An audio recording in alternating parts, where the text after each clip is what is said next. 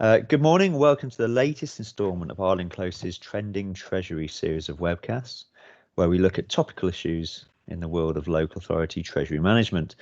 Today, we'll be considering how registered providers of social housing manage their treasury operations. Local authority treasury management is clearly becoming more complex, and recent change to PWB margins have opened up a range of opportunities for local authorities, whatever HM Treasury's response to the recent consultation. Considering registered provider treasury management could provide insight into some of the processes LAs may have to consider in the near future. Actually, in addition, many of Arlen Close clients also have exposure to registered providers, either through treasury investments, which Arlen Close helped to arrange, service loans or other agreements. Today's discussions should provide a useful first-hand account of how registered providers manage their funding, treasury and planning risks, which should improve listeners' knowledge of to which risks they are exposed. So I'm pleased to welcome Chris Ellmore, Head of Treasury and Pensions at Southern Housing Group, which is a member of the G15, one of the largest housing associations in Greater London. Morning, Chris. How are you this morning? Morning, Nick. Yes, I'm well, thank you. Hello to all listeners. Thanks for joining us today. I know you're busy, so we really do appreciate you taking the time out to join us on this call. Now, some of our listeners may recognise or may know Chris from a previous life as a local authority treasury manager. I think you made the jump from local authorities. It was a good few years back now. Yeah, about 3.5 years now. As time flies. Years. Yeah. I mean, that's useful for us actually, because that knowledge of both types of organisations, hopefully you can provide some interesting insights. Perhaps that's if you can cast your mind back to pre-coronavirus days, which seems to have lasted forever. So without further ado, let's kick off. I think it would be a useful place to start, Chris, if we look at how a registered provider approaches building a viable treasury strategy. Of course, local authorities, I suspect, go through a similar method with some differences there.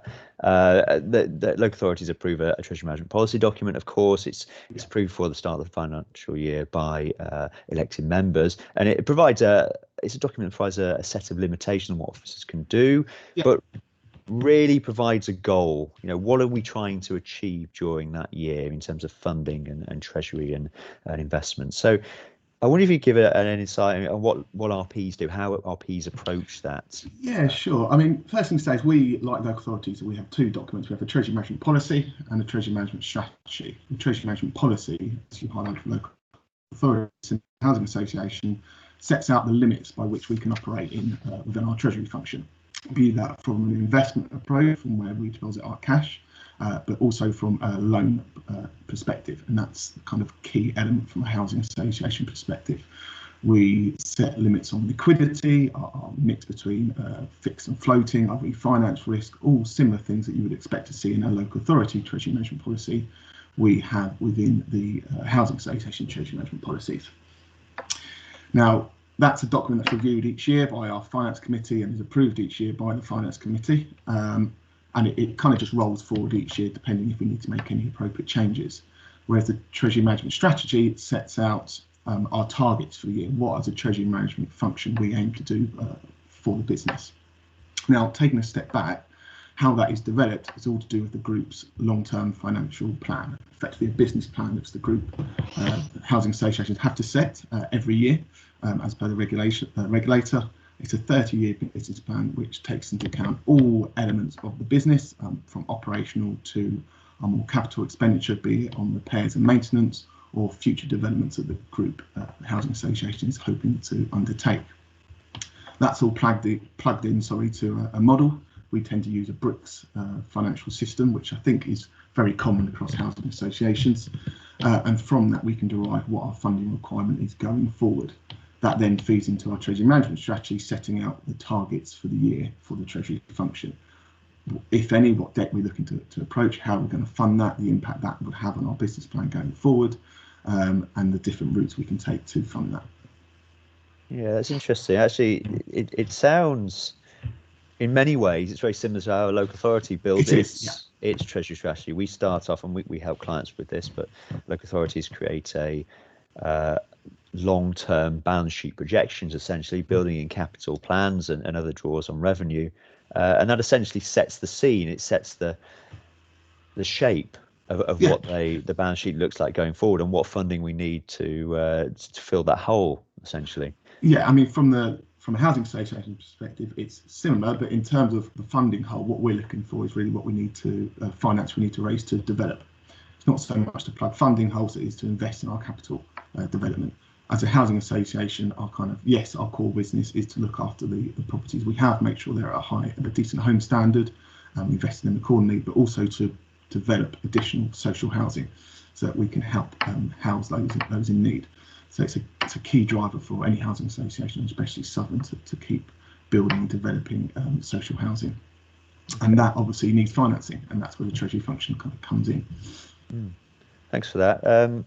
You touched upon the regulator, actually, and I think that's probably a key difference between local authorities and registered providers, is the third party interest in the business plan, in the strategy. And I'm talking about the regulator. So what do they need and what do they do? But also, of course, your funders. Yes, your indeed. Existing funders and credit rating agencies as well. So I wonder if you could talk us through each of those different aspects. Yeah, sure. So the regulator of social housing, it's mandatory that we as a housing association have to prepare a 30-year business plan, what we call the long-term financial plan. And that's really to demonstrate to the regulator the group's effectiveness in managing its resources, ensuring its viability to maintain its social housing assets, and that we're not putting the existing social housing assets under undue risk by increasing our development or any kind of business plans that we have going forward. Like I say, it's submitted to the regulator every year, a 30-year business plan, and we provide quarterly updates as well in terms of actuals against forecasts to the regulator. In terms of lenders, we have numerous lenders, and within each lending has a detailed facility agreement. And within those facility agreements, as you would expect, there are information requests. Basically, within the agreements, information that we have to provide to the lenders to meet our standard compliance within those documents. So we have to submit our business plan to the regulators, to the lenders, again on an annual basis, as well as quarterly updates from our management accounts. And the lenders will review them to see what our plans are going forward. And quite often, once the plan has been set, we would meet with our lenders, have a conversation, have a discussion about the plans going forward. They would be interested in how they can help us, but also that we're, again, not putting undue risk or undue pressure on our business. In terms of the third element, credit rating, not all the housing associations have credit ratings. It tends to be the kind of larger ones. I would think most of the G15 have at least one credit rating. And again, our credit ratings are reviewed each year. Now, the importance of the credit rating, kind of almost going full circle, is that we need credit ratings to raise debt, especially in the capital markets. So we have a credit rating. We are currently rated by Moody's. And again, each year we submit our business plan along with a whole host of other information to the credit rating, and they will assess it. Again, we have ongoing conversations, and they use that to assign our credit rating, either moving it up or down, depending on, or keeping it stable, depending on what's appropriate. Okay, so it's possibly quite those elements of it, probably quite a bit more involved than maybe from a local authority perspective. I'm interested to know on the funding side, because I know that funders for RPs include covenants Indeed, yeah. in their loan agreements, and you refer to those. You refer to those operational and perhaps financial covenants as well. How does that affect the business planning process and therefore what you can and can't do as a business? So the majority of our lender agreements have financial covenants. They tend to be two main ones around our gearing, so that's how much debt the business has, and the interest cover, so that we're producing enough operating surplus to cover our interest payments. They are absolutely key to the business, in that if we were to be non-compliant with any of those covenants, that would have a knock-on impact on all our lender agreements, and actually would be then, if the lender was to enforce those non-compliance, we would be up to repaying all our debt, which is obviously something we want to avoid. It's key importance that we are always in compliance with those covenants. So the business plan is monitored on an ongoing basis, both when it's set and progress throughout the year, to make sure we are continuously compliant with those covenants. Now, it's also worth mentioning that we don't just monitor it against our two covenants ratios, but the gearing and the interest cover. We also have a number of other kind of key ratios that we monitor to make sure that we have a strong business going forward, and they're covenants that the regulator and the credit rating agencies would be interested in, to make sure that we have that underlying core financial strength. I mean, they include, for example, our social housing letting interest cover ratio. So what that is effectively that the income from our purely social housing stock, so the rent we receive from just social housing, is sufficient to cover our interest payments on an annual basis.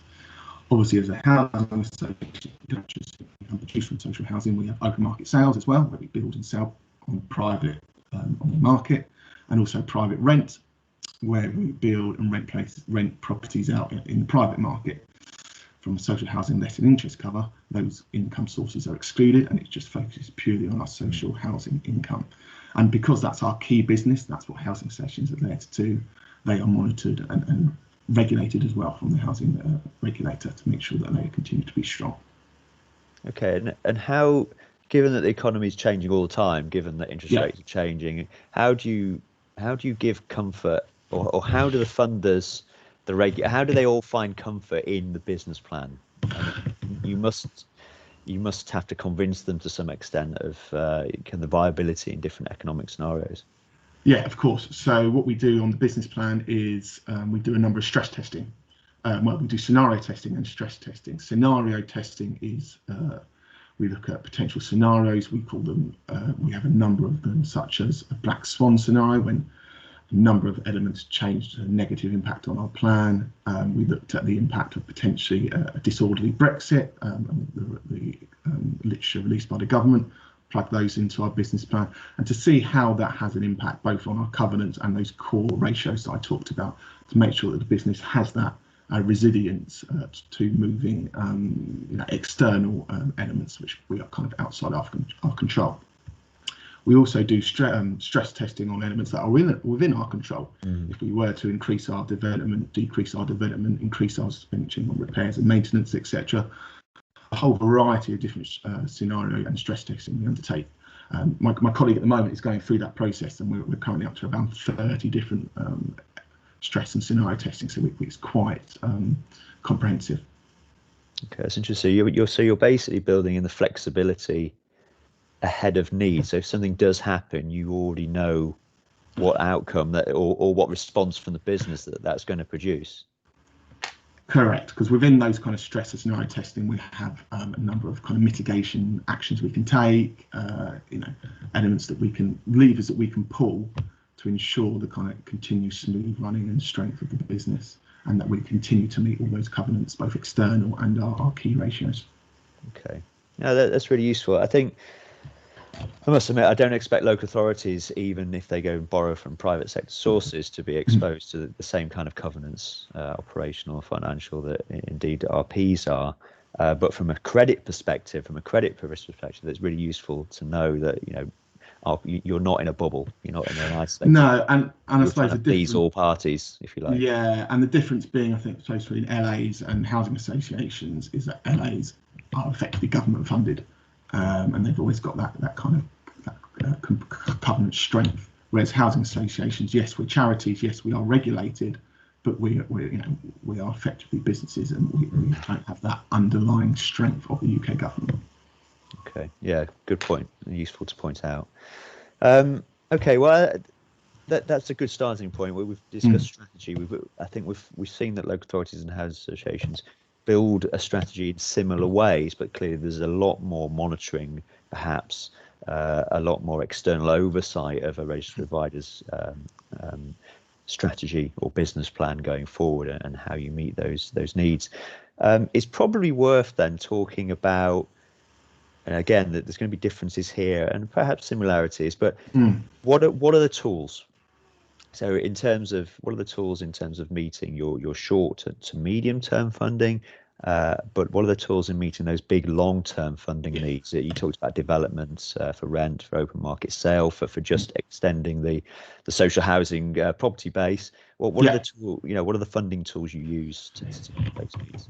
So the way we kind of look at our debt portfolio and the options we have, we kind of put it into three tranches, if you like. The first one is kind of existing bank debt, which was all put in place before the credit crunch back in 2008, and it's fixed long-term bank debt, which we kind of have on our books. And because they have kind of underlying embedded derivatives, it'd be very expensive to kind of get out of those long-term financing agreements. So they kind of sit there, and we don't kind of touch them. They just sit there and trickle along. And because a lot of them have embedded derivatives, they're fixed rate going forward, so we know what the expenditure is. Right. Now we kind of park that is what it is.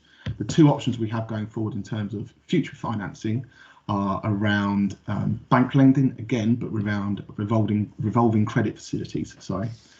So it's probably just worth me expanding slightly on what a revolving credit facility is. So basically we put in a funding agreement with a bank, one of our core relationship banks, which states we have a facility of let's say 100 million, and we can draw that down at any time, giving 1, 2, 3 days notice.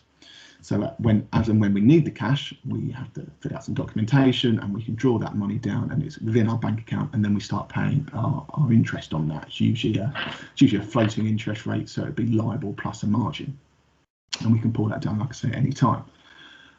When we don't need the cash and we haven't drawn the revolving credit facility down, we just pay a non-utilisation fee. So we pay a small fee to have that facility there.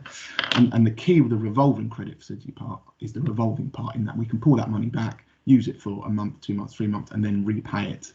And it obviously it then fluctuates in terms of what interest we need to pay. So it gives us that strong liquidity. And that's key for an RP, is around the liquidity. That's one of our key kind of metrics that we monitor on an ongoing basis, and it's something, going back to our initial conversation, the regulator and the credit rating agencies are very focused on.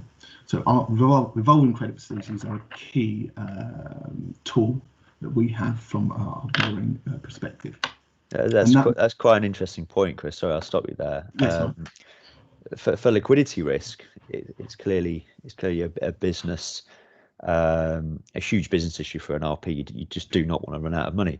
For RPs, I've always had the opinion. For local authorities, I've always had the opinion that liquidity risk is relatively easily managed. They have, as you probably know, the LA to LA money market, which is quite deep, and liquidity is normally very good. But they have the PWLB, of course, as well. So on relatively short notice. We had the situation back in March, though, where the PWB rates were very, very high, and so it's very, very expensive.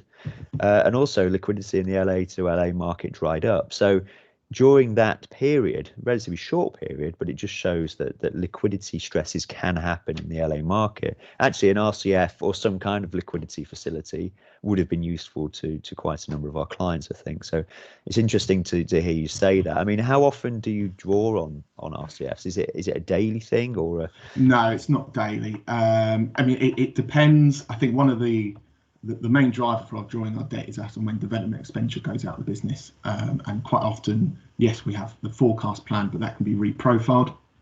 One of the advantages of these revolving credit facilities is that we only need, depending on the agreement, 1 or 2 or 3 days notice, so we can be very flexible. But in terms of how frequently we draw them, again, it depends how much the development's coming through, but it's, I would say, kind of on a monthly basis. Maybe more, maybe less, as in depending on the situation, but they are extremely flexible, and that's a real benefit to us as a housing association. And the fact that, like I say, when they're not drawn, we pay what's called a non-utilisation fee, but effectively a lower interest rate, if you like, and that they add towards our liquidity. So it's more than plausible that we will have revolving credit facilities but in place for say 5 years, but we actually would never touch. We'll never draw them down. They're purely there to ensure that we've got that liquidity if an emergency was happened and we needed to get hold of the cash. So it's more than plausible we could have them for 5-6 years and never touch them. Okay, interesting. What about the more medium term, I suppose, medium to long term? Yeah, so medium to long term, the kind of housing association market has kind of moved direction, say, ever since 2008. Long-term financing, again, used to come from banks / building societies. Yeah. But since then, housing association, as that's kind of dried up, because it's expensive for the banks to issue that debt, we have looked at the debt capital markets. So we go out to the investment base effectively and issue our own corporate debt. Now, again, there's a certain, not all housing associations will do this. You need to be a certain size. I think it's fair to say, to be able to issue your own market debt. Most of the G15 would have or would be able to, but it opens up a whole range of additional financing for the group. We also we like long-term debt capital markets debt, mainly because it's, say, long-term, it's very competitive, it's priced over the gilt. And obviously, depending as and when you issue it, you'll get your rate plus your gilt rate plus your kind of risk premium that you pay, your spread. But it's very competitive in the current market anyway, and it's for 30 years. So it meets well, it's up to 30 years. And I think the key is we will produce business plans that are 30 years in duration, so it kind of ties in very nicely. There are obviously, you have flexibility to issue shorter term debt. We last went out to the market back in 2018. We issued a 300 million bond, 200 million issued then, and then 100 million retained. And that was for, I think it was on 29 years we issued it, because we just found a sweet spot. Okay. So by that, so effectively you're issuing bonds into the market. Yes, we're issuing bonds. Markets, yeah. Yeah. Okay, so it's a public issue. Issue, yeah. I mean, there's certain reporting requirements that come along with that. We have to on the stock market website, we have to publish our accounts, things like that. Any kind of changes in directors, any significant changes to the business if we were to, for example, merge or acquire another housing association, that would have to be published. So there are reporting requirements, but also importantly, I suppose, is that they don't tend to have financial covenants. They rely on the fact that actually we have bank debt and they have financial covenants, and they also rely on the review that the credit rating undertakes on an annual basis. So for issuing debt into the markets like you've done, actually a credit rating is pretty important in that respect. You have to have a credit rating. You have to have it. Yeah. Okay, and also the fact that they're kind of resting on the fact that you've got those bank covenants within the bank agreements as well to support that. Yes. Point. And I think the key thing also that we haven't mentioned, which would be a key difference between local authorities and housing associations, that all our debt is secured. So what that means is we charge our housing assets, our properties, against the debt. So if in the very unlikely and almost impossible situation a housing association was to liquidate, the provider of the debt had recourse of those assets, and those assets would then come under their ownership effectively. So that offers that extra security to both bank funders and to the investment base in the debt capital market space.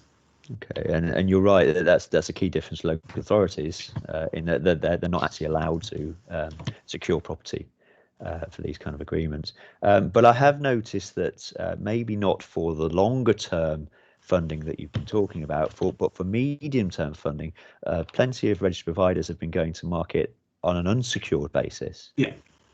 It seems to be becoming more common. I know there are some champions, if you like, of that. Yeah, it is becoming more common. It's not something that we Southern as a business is looking to do. We are quite content, if you like, with our secured approach. Mm-hmm. We have quite a large portion of what we call unencumbered assets. So that's assets which at the moment aren't secured against any debt. So we're quite happy to progress with the current market standard, if you like, of securing our debt. It also offers a slightly improved interest rate generally if it's secured, because there's less risk. So from our perspective, we've got those unencumbered assets to flexibility to charge those for a more competitive interest rate or coupon. Why wouldn't we? Fair point. Yes. We've talked about kind of the RCS, the liquidity. We talked about the long term, and we've touched on the medium term.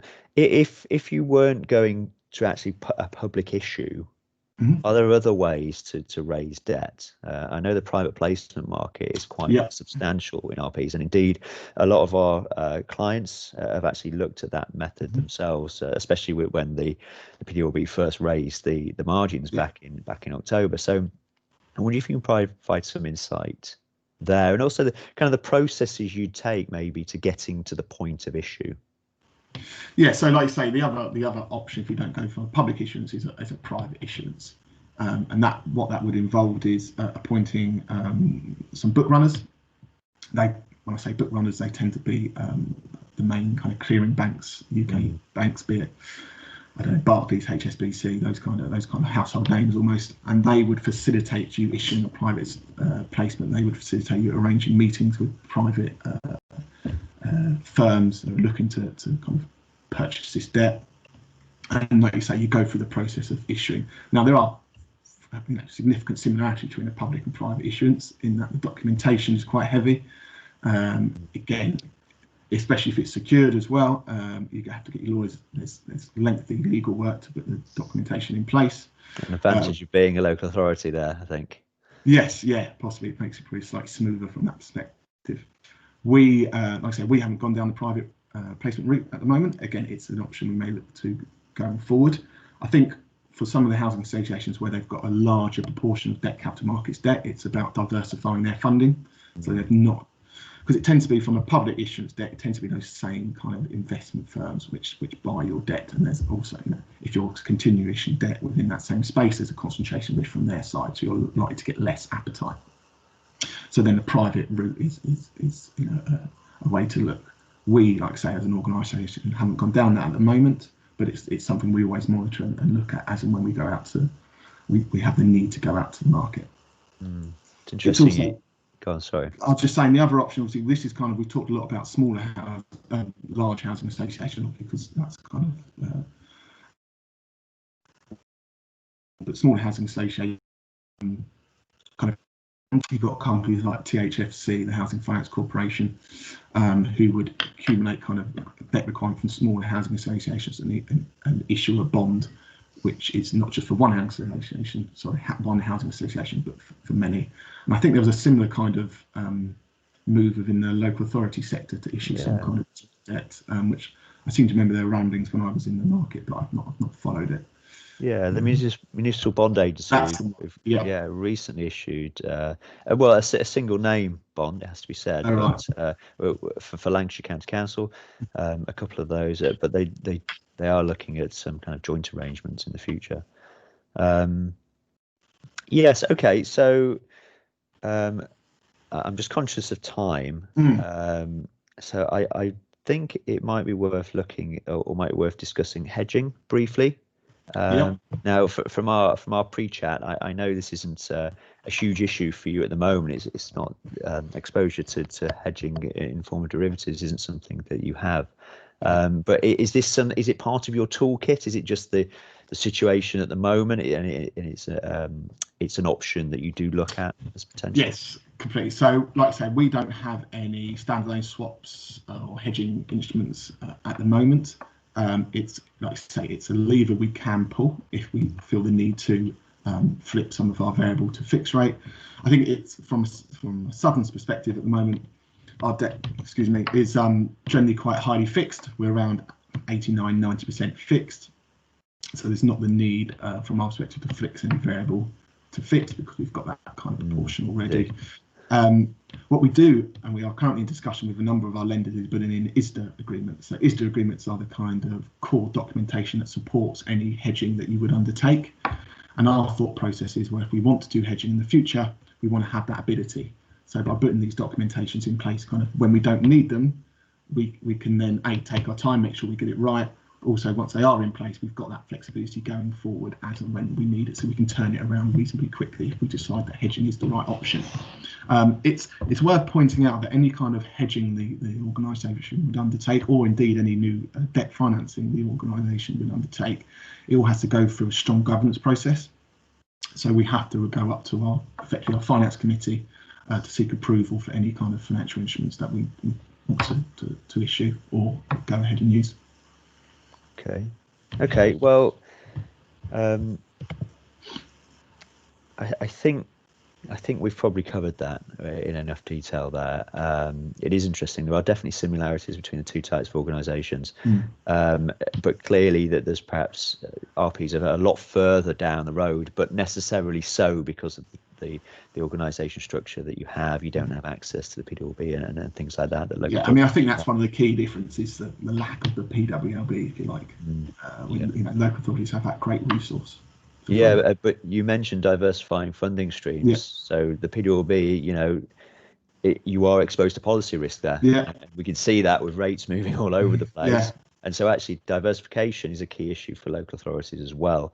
And that's certainly something we're trying to get, we're discussing with clients as we move forward, especially those with larger borrowing needs. I think the last section I kind of want to touch on again, cognizant of time, is what's happening now. So how is coronavirus, I've already mentioned it once, unfortunately I've got to mention it again, how is that affecting the business? I know your treasury focus, so you're not going to know all aspects of the business, but how is it affecting the business? How is the business dealing with it? But more importantly, how is it affecting treasury? Is it affecting funding routes and things like that? Sure. I mean, to take the last question on treasury, the impact of coronavirus hasn't really been material. There's still strong funding routes open to local to housing associations, be that via bank funding, the RCFs that we talked about, or debt capital markets. There's been a number of recent issuances or taps by housing associations in the debt capital market space. I think the only difference is whereas usually as part of the debt capital markets process, you go out and present to investors. It's all just done virtually. And I think that's, which may make things easier because you can do it all at once rather than everyone individually. But we've not seen an impact in terms of treasury, in terms of availability of debt. The one thing it has had an issue on is on the securitisation because of the impact of coronavirus on the housing market. Obviously, our housing properties are generally valued at less than they were before coronavirus. And if they're valued at less, they don't secure as much. So we've had to do a bit of work topping up our security to make sure all our debt is 100% secured under the assumption that there would have been a decrease in the kind of market value, subject to tenancy value of our stock, which would kind of dilute their usefulness, if you like. So we've had to top that up. So that's been that's probably been the main impact, I would say, of coronavirus on the treasury. In terms of the business as a whole, like any business, we've been affected by coronavirus. I don't think there's any business that hasn't. I think the main concern when it initially happened was around potential increase in arrears or bad debts. But I think partly probably because of the furlough scheme, we've not really seen that materialise in the size that we were initially concerned about. And it's been a relatively small impact. We continue to monitor this as the furlough scheme kind of drips and falls away. But it's not been as impactful as we were expecting. Obviously, during lockdown, we had to kind of put on hold all our repairs, maintenance, or any non-essential repairs and maintenance, as well as a number of new sites that we're developing. They all got put on hold, so it kind of pushed out our funding requirement. Whereas we were forecasting a development spend of X within this year. A lot of that's been pushed to next year because of the delay, if you like, that coronavirus has caused. But I think, generally speaking, Southern's been very resilient to coronavirus. The kind of more operational things, working from home, etc. We all had the ability to do that anyway. It's just become the new norm, if you like, working from home rather than going into the office. Indeed. That's brilliant. I mean, on that note, I think we'll leave it there. Okay. I think I found that really interesting. Like I said, I think there are some similarities, but there are obviously some differences. But it's fair to say that those differences may affect the path of local authorities moving forward into a same type of arena that RP's already in.